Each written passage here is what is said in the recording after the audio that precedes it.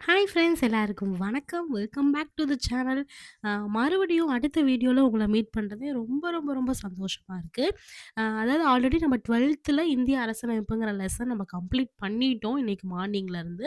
இப்ப ஈவ்னிங் நான் என்ன பண்ணேன்னா, 10த் இந்த இந்திய அரசியலமைப்புன்னு சொல்லி 10த் புக்ல ஒரு லெசன் இருக்கும். அது ரொம்பவே ஈஸியா இருக்கும். நீங்க 12த் புக் படிச்சுட்டு வந்து இது படிச்சீங்கன்னா, உங்களுக்கே தெரிஞ்சிரும். என்னடா 12த் புக்க போய் இங்க பாதி பேப்பர கட் பண்ணி தான்டா வச்சிருக்கீங்க. மத்ததெல்லாம் அப்படியே தான்டா இருக்கு அப்படிங்கிற மாரி தோணும். அந்த அளவுக்கு அதுல என்ன இருக்கோ அதே தான் இருக்கும். அதுக்கான நோட்ஸ் தான் நான் எடுக்க எடுக்க ஆரம்பிச்சுட்டேன். இப்ப நான் எடுக்கிற நோட்ஸ் எல்லாமே பார்த்தீங்கன்னா, அதாவது நான் எப்படி பிளான் பண்ணியிருக்கேன்னா, இந்திய அரசியலமைப்பு அந்த டாபிக் வந்து நம்ம ஸ்கூல் புக்ல ஒரு 3 லெசன் வரும். டைரக்ட்டாவே இருக்கும். 6த்லயும் இருக்கும், 10த்லயும் இருக்கும், 12த்லயும் இருக்கும்.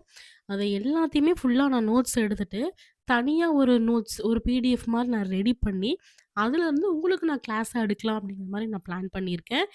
உங்களுக்கு ஓகே அப்படின்னா, நீங்க மறக்காம லைக் பண்ணிருங்க. கமெண்ட்லயும் சொல்லிருங்க. இதுல வந்து மேக்ஸிமம் என்ன இருக்கும்னா, இந்த இந்திய அரசியலமைப்பு ஃபர்ஸ்ட்டு எப்படி உருவாக்குனாங்க? அப்படிங்கிற விஷயம் இருக்கும். அதோட சிறப்பு அம்சம் இருக்கும்.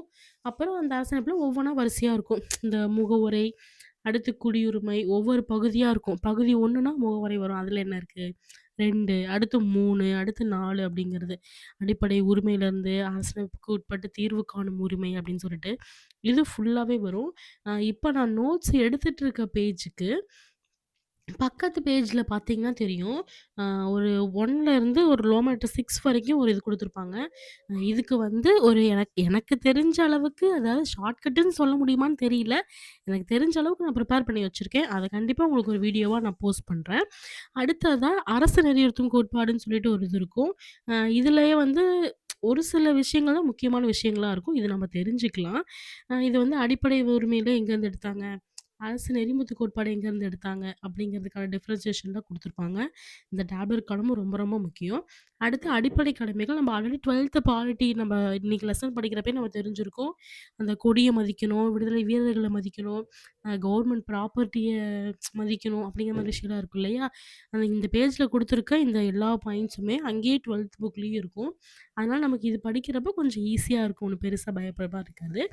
அடுத்தது சென்ட்ரல் ஸ்டேட்டுக்கும் சென்ட்ரலுக்கும் என்னென்ன இது இருக்கு? அப்படிங்கிற இதெல்லாம் வரும். இவ்வளோதான் இந்த லெசன் பெருசா எந்த விஷயமுமே இல்ல. நான் ரொம்ப ரொம்ப ஈஸியா இன்னைக்கு உட்காந்து ஜஸ்ட் ரீட் பண்ணி நோட்ஸ் மட்டும் எடுத்து ஹைலைட் பண்ணி வச்சிருக்கேன்.